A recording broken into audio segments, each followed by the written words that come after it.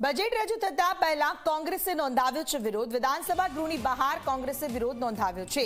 જુદા જુદા પોસ્ટર્સ સાથે કોંગ્રેસના ધારાસભ્યોનો વિરોધ। ગેસ સિલિન્ડરના વધતા ભાવ મુદ્દે દેખાવ કર્યો છે। ખાલી સરકારી જગ્યાઓ ભરવા માટેની માંગ કરી છે। વધારે મજબૂત થવી જોઈએ। કાયદો વ્યવસ્થાની પરિસ્થિતિ કથળી ગઈ છે તો એમાં જે ખાલી પદો છે એ ઝડપથી ભરાવા જોઈએ। આ ગુજરાતની પ્રજાના જે પ્રશ્નો છે, વેપારીઓના જીએસટી બાબતના પ્રશ્નો છે, એમાં પણ સરકાર રાહત આપે અને ગુજરાતની પ્રજાને મોંઘવારીમાંથી રાહત મળે, ગુજરાતના યુવાનોને રોજગાર મળે, ગુજરાતના ખેડૂતોને આર્થિક રીતે સમૃદ્ધ બનાવવા માટેના બજેટ ફળવાય એવી આજે કોંગ્રેસ પક્ષ તરફથી અમે માંગ કરીએ છીએ।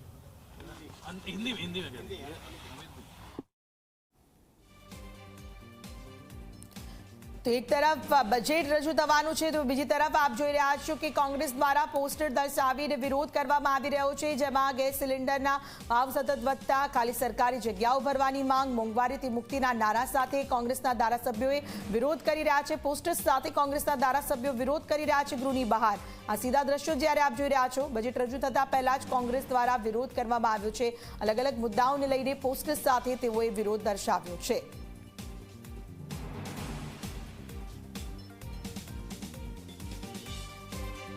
બજેટ રજૂ થતા પહેલા જ કોંગ્રેસ દ્વારા વિરોધ કરાયો છે। વિધાનસભા ગૃહની બહારના સીધા દ્રશ્યો આપ જોઈ રહ્યા છો કે જ્યાં સિલિન્ડરમાં વધતા સતત ભાવ, ગેસ સિલિન્ડરના ભાવ વધતા તે મોંઘવારીની બાજાબાથી લોકોને મુક્તિ મળે, આ સાથે જુદા જુદા પોસ્ટર્સ લગાવવામાં આવ્યા છે। ગેસ સિલિન્ડર, ખાલી સરકારી જગ્યાઓ અને મોંઘવારીની મુક્તિના નારા સાથે કોંગ્રેસનો વિરોધ। ગૌરવ અમારી સાથે જોડાઈ ચૂક્યા છે ફોન લાઈન પર। ગૌરવ, એક તરફ બજેટ રજૂ થવાનું છે, લોકોની આશા અપેક્ષાઓ છે, આ સાથે કોંગ્રેસ વિરોધ પ્રદર્શન કરી રહ્યું છે, વિરોધ કરી કેટલાક મહત્વપૂર્ણ મુદ્દાઓને લઈને તેઓની માંગ।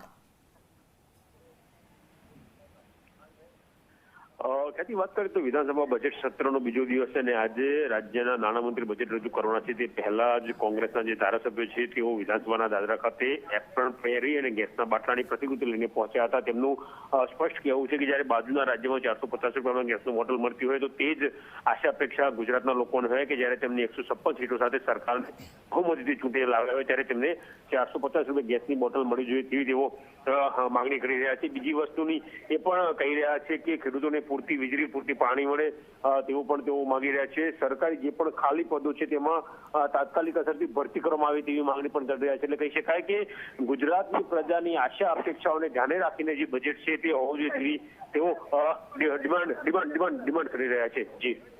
જી બિલકુલ। તો વિધાનસભા ગૃહની બહારથી આ સીધા દ્રશ્યો જે આપ જોઈ રહ્યા છો, જ્યાં ખાસ કરીને ખાલી સરકારી નોકરીઓ ભરતી અંગે તેમનો વિરોધ છે, મોંઘવારીને વિરોધ છે, ગેસ સિલિન્ડરના વધતા ભાવ મુદ્દે દેખાવ કરવામાં આવ્યો છે।